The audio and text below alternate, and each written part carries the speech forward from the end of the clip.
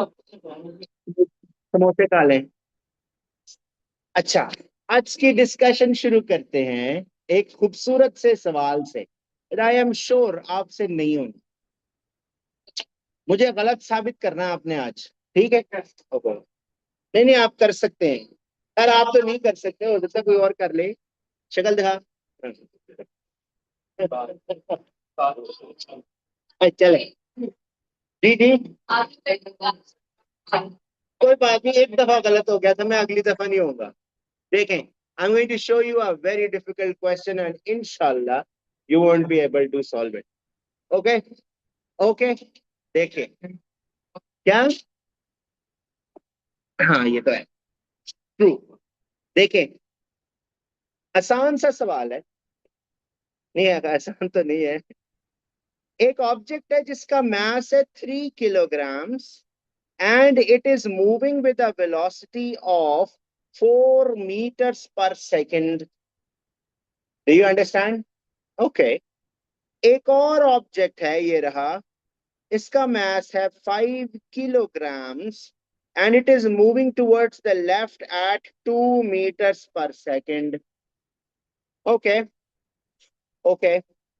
ये है before they collide.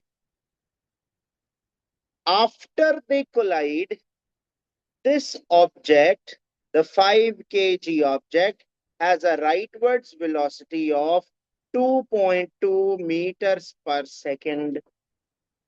And this object, the 3 kg object, हमें इसकी वेलोसिटी के बारे में नहीं पता।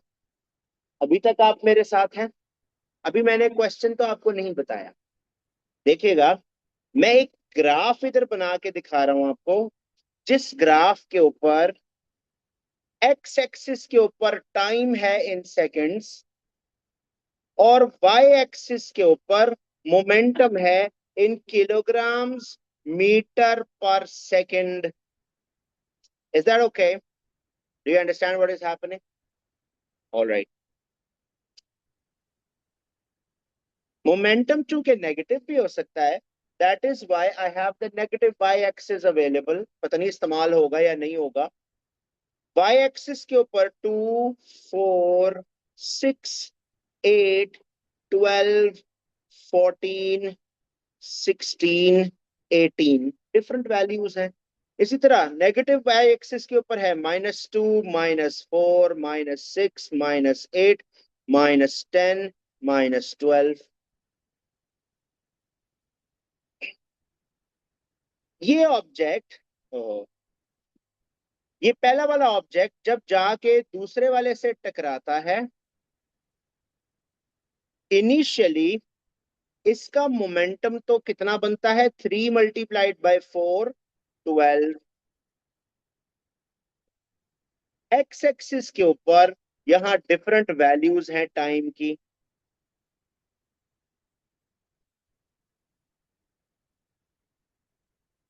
1, 2, 3, 4, 5, 6, 7, 8, 9, 10, 11, 12। मैं क्वेश्चन की स्टेटमेंट में ये कह रहा हूं, the objects collide when time equals to 5 seconds and stay in contact for 1.5 seconds. Complete the graph for A. A कौन है? ये वाला ऑब्जेक्ट को हमने A कहा हुआ है। ये A है, ये B है।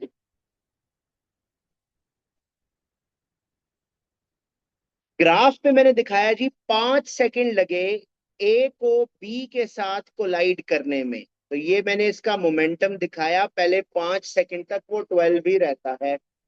फिर 1.5 सेकंड्स के लिए ये एक दूसरे से टकराते हैं और उसके बाद सेपरेट हो जाते हैं। क्वेश्चन की रिक्वायरमेंट है कि ए वाले ऑब्जेक्ट के लिए ग्राफ को कंप्लीट करके दिखाएं फॉर अ 3 मार्क इवेल्युएशन। हाँ, क्या? इसमें कुछ भी ऐसा नहीं है जो आपको नहीं पता। आपके सिलेबस से रेलिवेंट।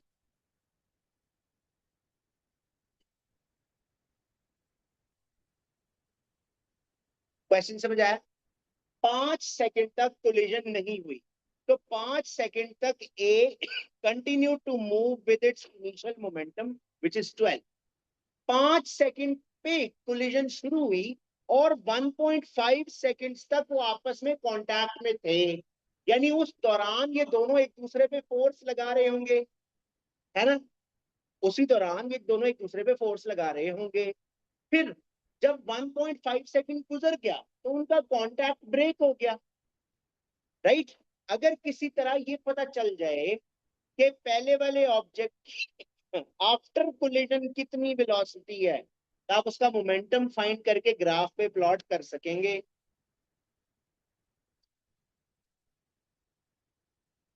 टाइम है 5:06। मैं आपको एग्जैक्टली 3 मिनट्स देता हूँ ट्राई करने को। 5:09 मैं सॉल्व करूंगा आपके लिए। चले 10 तक ले लें आपने। ग्राफ कंप्लीट करके दिखाना है आपको। Formula law of conservation of momentum लगना है। Sum of initial momentums equals to sum of final momentums. जैसा हमने पिछली क्लास में एक एग्जांपल एक दो की थी, बिल्कुल वैसे ही सॉल्व होना है, बस थोड़ा सा ग्राफिकल नॉलेज टेस्ट होगी आपकी।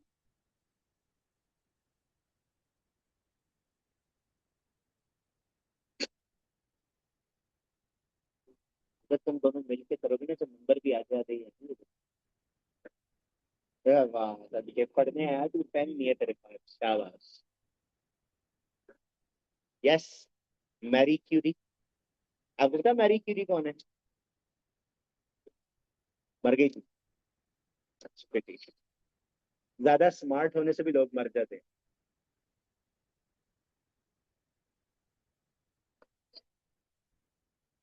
आप you are very good at it, माशाल्लाह।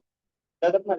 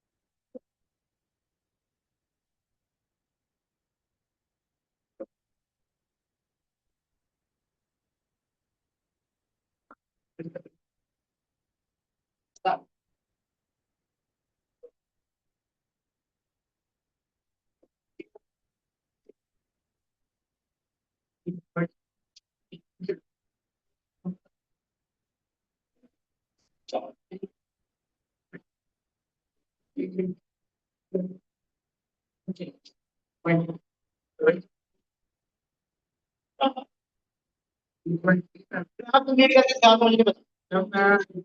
हाँ,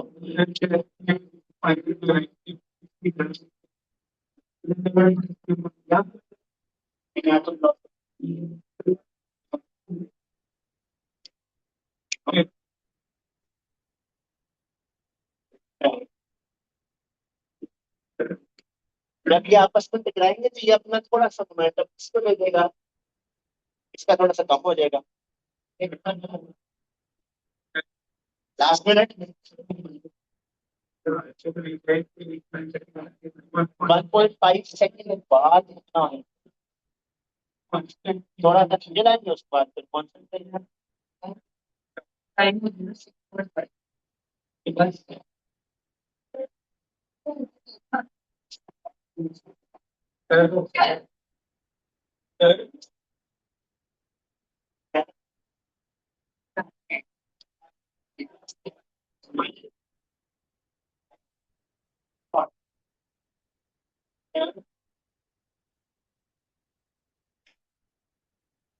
चलो भाई, 5:10 हो गए हैं। Let me solve this for you now. आधा हो गया है। चलो देखते हैं जो आधा मैं करूंगा वैसा ही हुआ है या नहीं हुआ। Let check. बच लो भाई, देखेंगे। इनिशियल मोमेंटम्स निकालने में जरा मेरी हेल्प करेंगे। 4 multiplied by 3, how much is that? Okay, that's great. And then 5 multiplied by -2, that's -12. So initial momentums कितने हो गए जी? 12 plus -10 equals to, अब फाइनल मोमेंटम्स निकालेंगे, 3 into v, और इसका कितना होगा? 5 multiplied by 2.2, that is 11, minus थोड़ी, हाँ, -10 नहीं आता, तो फिर मैंने क्या लिखा है? -10। अच्छा यार, सॉरी। Okay, okay. नाउ पहले ऑब्जेक्ट का फाइनल मोमेंटम है 3v प्लस दूसरे वाले का है 11, ठीक। अब 12 minus 10 is 2, -11 equals to 3v। 2 minus 11 is -9. You divide it with 3, that gives me -3. तो पता ये चला कि कोलिजन के बाद ये जो मेरा पहले वाला ऑब्जेक्ट है ना, uh, it goes back with the velocity of -3। मेरे साथ है सब? अब इसका मोमेंटम कितना होगा? 3 इसका मास है और -3 इसकी वेलोसिटी है, दैट गिव्स मी -9। तो पता ये चला कि ए का मोमेंटम कोलिजन के बाद कितना है? -9, राइट। अब ध्यान से देखेंगे, कोलिजन कितनी देर के लिए लास्ट कर चुकी है? 1.5। अब 5 से आगे 1.5 मतलब 6.5 के बाद इतना मोमेंटम होगा ना उसका। तो देखते हैं, 6.5 पे इसका मोमेंटम -9 होना चाहिए था। ले जी, ये वो पॉइंट है। ड्यूरिंग दिस टाइम, इधर इधर इधर बोर्ड पे देखें सारे प्लीज, जिस दौरान वो एक दूसरे से कोलाइड कर रहे हैं, उस दौरान उसका मोमेंटम 12 से चेंज होके -9 तक जा रहा है। This is what the graph should look like. समझ आया? दिखाओ, बना कहाँ बना के दिखाया था ये? थोड़ा सा मजा आया? थोड़ी सी समझ आई? तो ये गलत है ना? अच्छा, अब मेरा एक सवाल है आपसे, ठीक है? अब क्वेश्चन ये है, calculate the force that acts on A during the time, sorry, during the time of collision. लो भाई, 2 मार्क्स के लिए। जिस दौरान कोलिजन हो रही है उस दौरान कितनी फोर्स लगी है ए पर? आपको एक फॉर्मूला याद करना पड़ेगा जो हम पहले डिस्कस कर चुके हैं, जिसमें फोर्स आता है, चेंज इन मोमेंटम आता है, टाइम आता है। बताएं।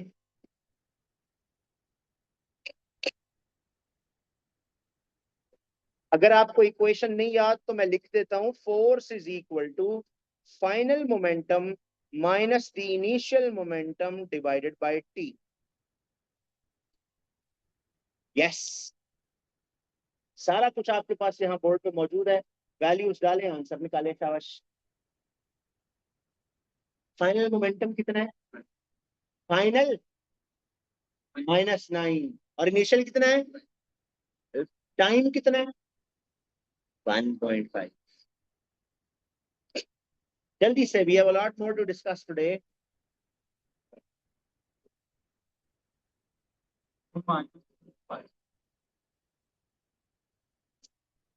मुझसे पूछेंगे, अगर नहीं पता चल रहा, I am always open to discussion, आपस में करने की बजाय। फाइनल मोमेंटम हमारे पास है -9, इनिशियल मोमेंटम है 12, और टाइम है 1.5। जी, क्योंकि कोलिजन 5 सेकंड्स पे शुरू हुई और 6.5 पे खत्म हो गई, तो फोर्स तो सिर्फ उसी टाइम ड्यूरेशन के लिए अप्लाई हो रही होगी ना जिस दौरान कोलिजन हो रही है। जब कोलिजन नहीं है तो कोई फोर्स नहीं लगेगी। सही? लो भाई, -9 -12 divided by 1.5, that should give me -21 divided by 1.5, and the answer is -14, -14 Newton. Minus से क्या मतलब है? क्या मतलब है इसका? हाँ, जा नहीं रही, निकाला क्या आपने? फोर्स। तो आप ये कहना चाह रहे हैं कि लेफ्ट की तरफ फोर्स अप्लाई हो रही है। अल्फाज पे गौर दें, गौर करें। नाम क्या आपका? जोया। जोया, अगर मैं आपको अब्दुल रशीद बोल दूं क्या होगा? अब्दुल रहमान, अब्दुल्ला, चौधरी, इफ्तिखार ठाकुर, वर्ड भी है ना? Words have a meaning, you have to abide by that meaning. Okay. Left को जा नहीं रहा, जा तो वो राइट को ही रहा है। फोर्स लेफ्ट की तरफ लग रही है। अगर राइट की तरफ जा रहा हो और फोर्स लेफ्ट को लगे तो इसका क्या मतलब होता है? What type of motion is that, Zoya?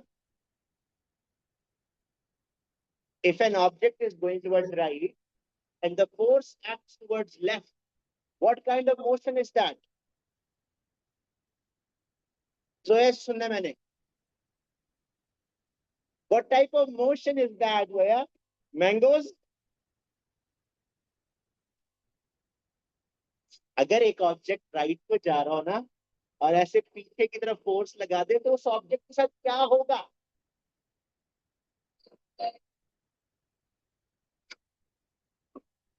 Zoya, slow हो जाएगा ना। चलती गाड़ी में ब्रेक लगाते गाड़ी रुकती नहीं है, स्लो होती है ना। यही हो रहा है।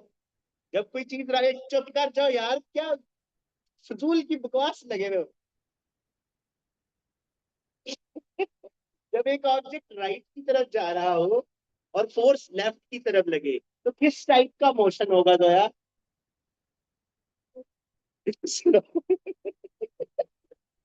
डिसेलरेशन। इसको कहते हैं। हमारे फिजिक्स टीचर ने ना हमारे लिए एक शेर कहा था, आपको याद है? नहीं जी। नहीं, डिसेलरेशन का मतलब होता है स्लोइंग डाउन। डिक्रीजिंग एक्सेलरेशन का मतलब है अभी भी स्पीड अप हो रहा है। नहीं जी, नहीं, यह गलत, यही तो मैंने काइनेमेटिक्स में बताया था। देखो, डिसेलरेशन का मतलब है स्लोइंग डाउन, डिक्रीजिंग एक्सेलरेशन का मतलब है speeding up, but the difference of increase continues to decrease. देखो एक दफा फिर से, होता है, मुझे भी ये मसला हुआ था, फिर मैंने इलाज कराया तो ठीक हुआ। देखेंगे फिर से एक दफा। ये मेरे पास ना एक ऑब्जेक्ट है, आयशा। मैं इसको ना हर एक एक सेकंड के बाद नोट करूंगा। यहाँ इसकी स्पीड है 15 मीटर्स पर सेकेंड, यहाँ इसकी स्पीड है 10 मीटर्स पर सेकेंड, यहाँ इसकी स्पीड है 5 मीटर्स पर सेकेंड। अब मुझे बताओ ये किस टाइप का मोशन है? ये डिसेलरेशन है। क्यों? क्योंकि ये स्लो डाउन हो रहा है। इस केस में जोया, ये राइट को जा रहा था तो कोई फोर्स ऐसे लेफ्ट को लगी थी जिसने इसको डिसेलरेट या स्लो डाउन करवाया था। ठीक है। अच्छा, अब फिर से देखेंगे। t = 0, t = 1, t = 2। मैं एक एक सेकंड बाद इसको ऑब्जर्व कर रहा हूं।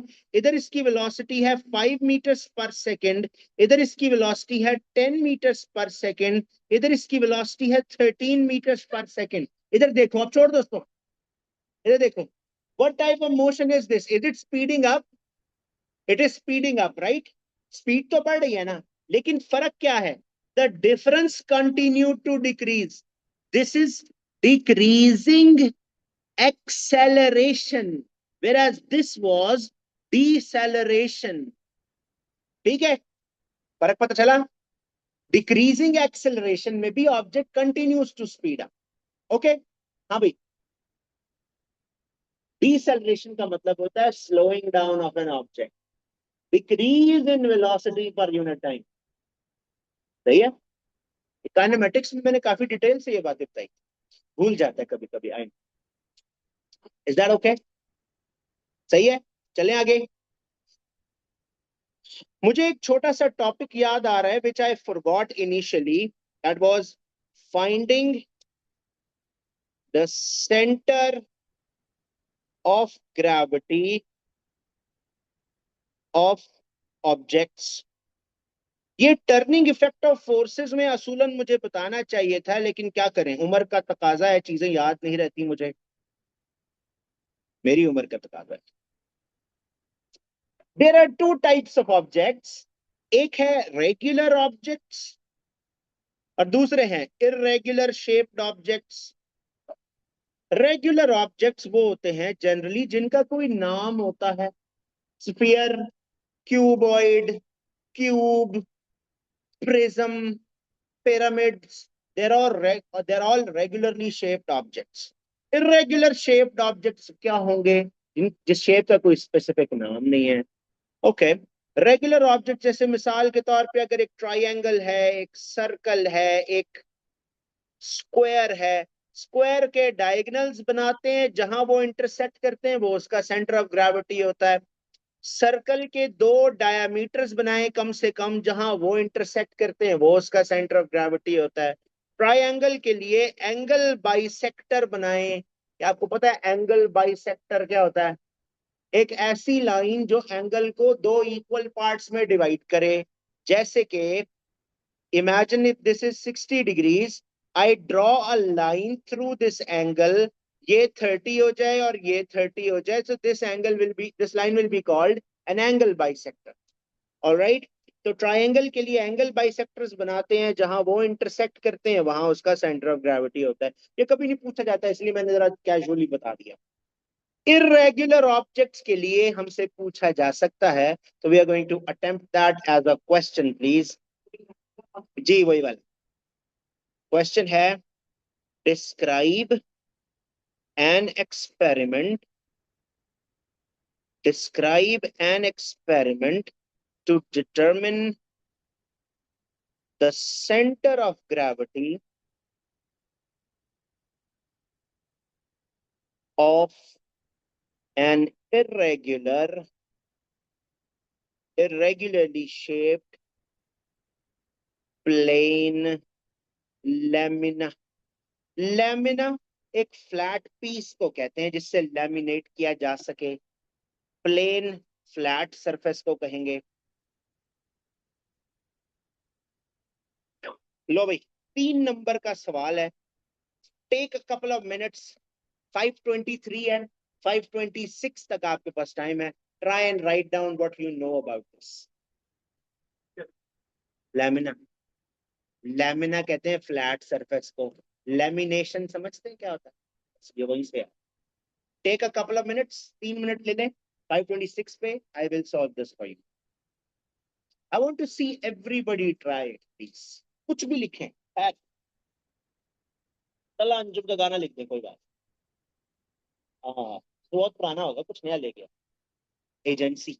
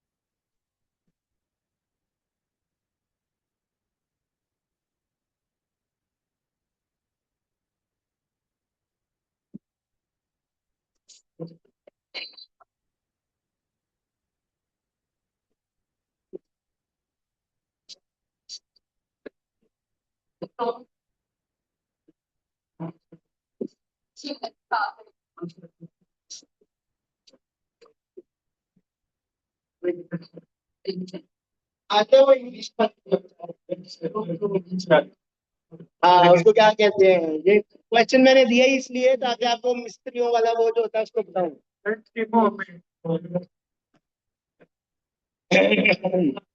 नहीं नहीं, बहुत अच्छी राइटिंग थी बेटा, आगे ऐसे कॉम्प्लेक्स फील ना करें, कोई बात। बहुत मेरी तरफ से बेहतरी होगी। लो भाई, the time is 5:26। I am going to solve this for you. और जैसे मैं करूंगा बिल्कुल वैसे ही आपने रट्टा मार लेना, ठीक है? अगर रट्टा नहीं लगता तो कहीं पर टैटू बनाए, लिख के चलेगी। Okay, I tell you a story at the end of this class. मेरी बेइज्जती हुई इसमें, यू विल एंजॉय इट। ले जी, let's see how to write down the answer. देखें, एग्जामिनर जब भी एक्सपेरिमेंट डिजाइन करने को कहता है ना, उसमें हमेशा कहता है you may draw a diagram if you wish. You may draw a diagram if you wish, अस्तगफुरुल्लाह। जब एग्जामिनर कहे ना इफ यू विश, तो इसका मतलब है लाजमी बनानी है, आपकी मर्जी नहीं चलेगी। ठीक है, जब अम्मी कहती है ना जो दिल में आए करो, करना वही पड़ता है जो अम्मी कहती हैं। ले जी, इसके लिए ना हमें क्या क्या चीजें चाहिए, I am going to describe that process for. Let's see. सबसे पहले मुझे एक स्टैंड चाहिए, इसको रिटॉर्ट स्टैंड कहा जाता है, आप सिर्फ स्टैंड भी कह देंगे तो चलेगा। फिर इसके साथ हमें एक लॉन्ग नीडल चाहिए। ये जो डब्बा सा मैंने बनाया है ना, इसको बॉस कहते हैं। खुदा ना खास्ता ए लेवल में फिजिक्स रखेंगे तो सीखेंगे फिर। इसके साथ ये ना हम क्लास के एंड पे बात करते देखते हैं। इसके अंदर हमने उस प्लेन लैमिना को लटकाना है, ये इसका साइड व्यू है ना। साइड व्यू से प्लेन लैमिना आपको पतला सा ही नजर आएगा, लेकिन जब इसका फ्रंट व्यू देखेंगे तो ये कुछ ऐसा नजर आना चाहिए आपको। ये वो स्टैंड है और ये उसकी बेस है। प्लेन लैमिना देखने में कुछ ऐसा लगेगा। इस प्लेन लैमिना में हमने अलग अलग जगहों पर नियर द एज 3 सुराख कर लिए होंगे, बस 3 काफी हो। क्या यार, पहले ना डिसाइड किया कर कहना क्या है। लेडीज आपस में गुफ्तगू कर रही हैं, मुझे बहुत लेफ्ट आउट फील हो रहा है, ना कर प्लीज। इसके आगे हमने ना एक धागे से एक मैस लटकाना है। इस धागे के साथ लटके हुए मैस को हम साइंटिफिक जबान में कहते हैं plumb line. Plumb line, plumb line. अच्छा, अब हम इसका आंसर लिखने की तरफ आते हैं।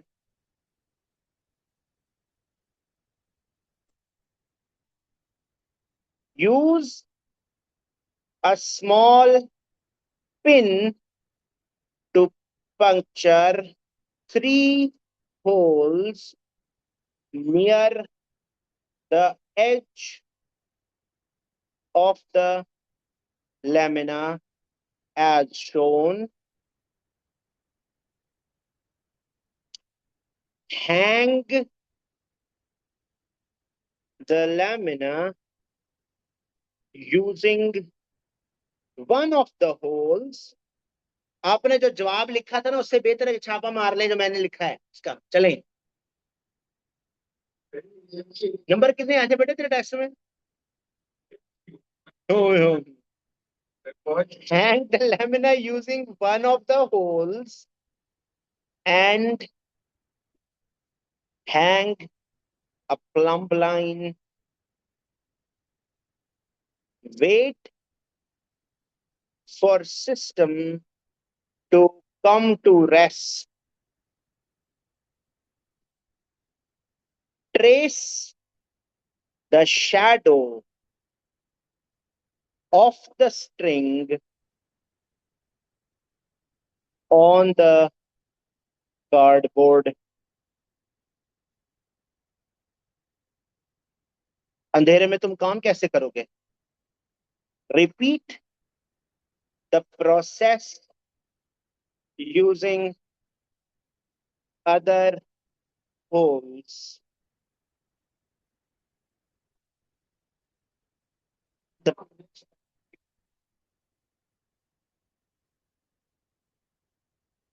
अच्छा, the point where the traces intersect,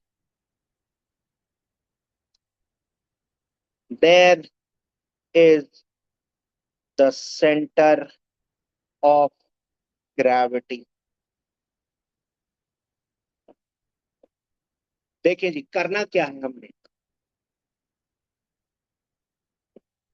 क्या हुआ है? 6 to 7 लाइन्स आपको गिवन होगी फॉर 3 मंथ।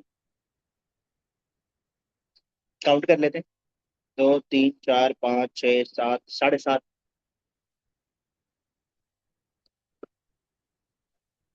नहीं, जब एक्सपेरिमेंटल प्रोसेस लिखना होता है तो उसमें कोई फिजिक्स की कंक्लूजन बताना जरूरी नहीं होता। ये ब्लू मैंने इसीलिए लिखा है ताकि आपको पता चल जाए, आपकी मालूमात के लिए, कि इस एक्सपेरिमेंट से हमें आउटपुट क्या मिल रहा है। जब भी एक्सपेरिमेंट डिस्क्राइब करना होता है तो सिर्फ प्रोसीजर लिखना होता है, उससे रिजल्ट क्या हासिल होगा ये नहीं बताना होता। Is that okay? Describe an experiment, उसने ये नहीं कहा describe at the experiment and conclusion. We don't have to tell the conclusion ever.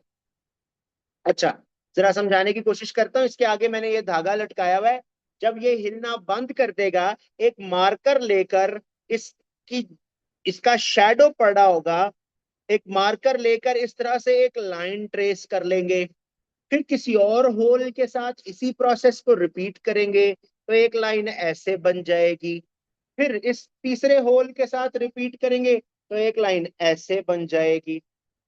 आपको मैं ये बताना चाहता हूँ कि जब भी कोई चीज रेस्ट पे आती है, whenever something comes at a rest, whenever a hanging object comes to rest, the center of gravity lies below the pivot point. ये एक इंतहाई अहम इंपॉर्टेंट पॉइंट है। अगर आपको नहीं पता था तो लिख लें। लाइए, अर्ज करें। कसम से मैं मर के भी दोबारा पैदा हो जाना, मैं ये पढ़ नहीं सकता क्या लिखा है। ड्राइंग अच्छी नहीं है, नहीं जो लिखा है वो भी अच्छा नहीं है, राइटिंग भी अच्छी नहीं है मेरी, और भी बहुत कुछ अच्छा नहीं है, लेकिन मैं कहना नहीं चाह रहा। ये टेक्निकली दो लाइनें लिखी है तुमने, टेक्निकली ठीक नहीं है ना, ये जो मैंने बताया वो ठीक है। बैठो। हाँ ठीक। मेरे नंबर तो टेक्स्ट में कितने थे पहले ये बता। मैं चाह नहीं रहा था कि ये बात सामने आए। लो भाई, देखो। अच्छा, ये मेरे पास एक ऑब्जेक्ट है, इमेजिन करें कि जो मेरा लेफ्ट हैंड है, मैं यहां से इसको पिवट करता हूँ, और जब मैं छोड़ूंगा तो क्या होगा? छोड़ूंगा तो ये, इसका ना एक वेट है जो ऐसे एक्ट कर रहा है। छोड़े तो सही। अगर मैं यहां से पिवट कर दूं तो मेरे फोन का ये वो वेट है जो यहाँ एक्ट कर रहा है। This weight is going to cause a clockwise turning effect. क्यों? क्योंकि पिवट पॉइंट से एक परपेंडिकुलर डिस्टेंस मौजूद है। लेकिन जब ये फोन रेस्ट पे आएगा ना, ये हमेशा उस पोजीशन में रेस्ट पे आएगा कि इसका जो वेट होगा it is passing through the pivot point.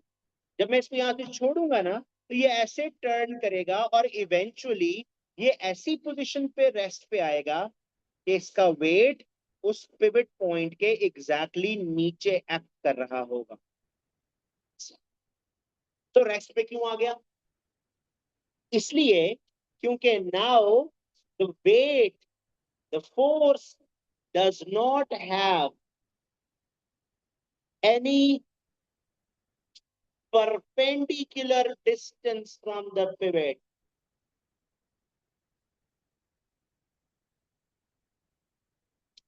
Sir क्या मतलब? इसका ये मतलब है कि ऊपर वाले केस में ये परपेंडिकुलर डिस्टेंस है ना पिवट से, I need your attention here please. लेकिन जब इसको मैं छोड़ दूंगा और ये हैंग करेगा और ये रेस्ट पे आएगा, तो आप देखें इसका वेट अभी भी वर्टिकली डाउनवर्ड्स एक्ट कर रहा है, बट पिवट से जो अब डिस्टेंस है इसका, वो परपेंडिकुलर नहीं है, वो पैरेलल है। तो कोई टर्निंग इफेक्ट ही नहीं क्रिएट होगा, है ना। अगर ये पेन जो मेरे हाथ में है, if I want to balance it on my finger, I will only be able to balance it at one point, इसके अलावा ये और कहीं बैलेंस नहीं हो सकता। क्यों? क्योंकि ये जिस पॉइंट पे मेरी फिंगर है ना, वहीं इसका वेट एक्ट कर रहा है डाउनवर्ड्स। तो पिवट से परपेंडिकुलर डिस्टेंस जीरो हो गया, फिर कोई टर्निंग इफेक्ट ही नहीं क्रिएट होगा।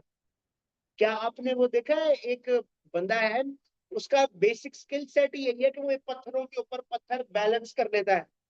गूगल इनवाइटेड हिम ओवर, वो कोई 30 दिन का free all paid trip enjoy करके आया, गूगल का जो ऑफिस है।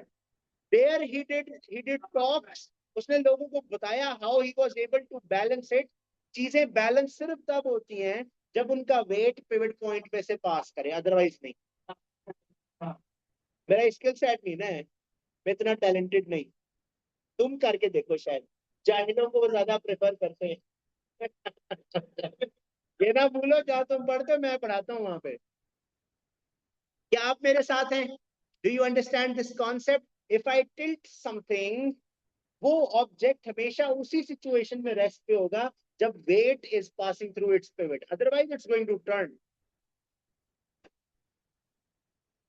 चलो आज के लिए बस इतना। क्या हुआ यार, कोई सब टाइटल दे, क्या कह रही है? ओए हाँ, टैटू वाली कहानी, चलो। अच्छा, बेसिकली ना, मैं इस पर रिकॉर्ड नहीं करूंगा, तो इसलिए देखिए।